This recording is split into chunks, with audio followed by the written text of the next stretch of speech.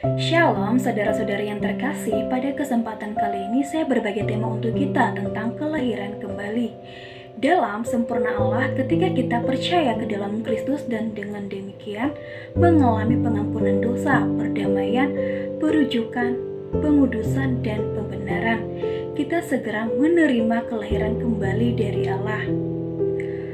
Perlunya dilahirkan kembali karena manusia berasal dari daging, seperti yang tertulis dalam Yohanes pasal 3 ayat 6. Yesus berkata, apa yang dilahirkan dari daging adalah daging.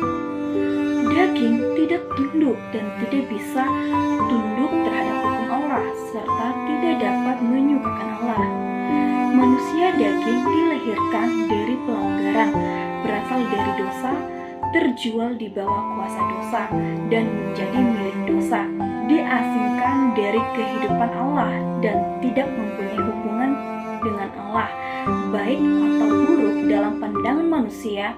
Yang dimiliki manusia hanya kehidupan manusia daging, bukan kehidupan dari Allah. Sebab itu manusia perlu dilahirkan kembali untuk memperoleh hubungan yang baik dengan Allah dan menjadi anak Allah yang berkenan di hadapannya, untuk masuk ke dalam kerajaan Allah. Yohanes pasal 3 ayat 3 dan 5. Yesus menjawab, sesungguhnya aku berkata kepadamu, jika seorang tidak dilahirkan kembali, ia tidak dapat melihat kerajaan Allah. Jika seorang tidak dilahirkan dari air dan roh, ia tidak dapat masuk ke dalam kerajaan Allah. Kelahiran kembali adalah satu-satunya pintu bagi manusia untuk masuk ke dalam kerajaan Allah.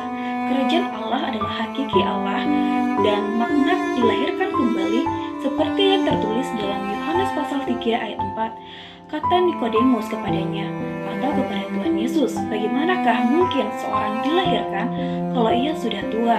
Apakah ia masuk kembali ke dalam rahim ibunya dan dilahirkan lagi?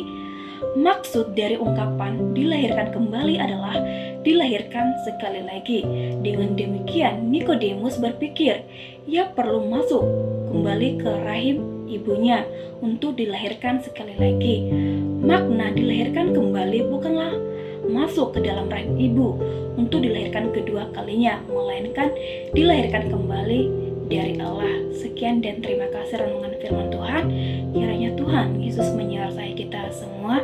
Haleluya. Amin.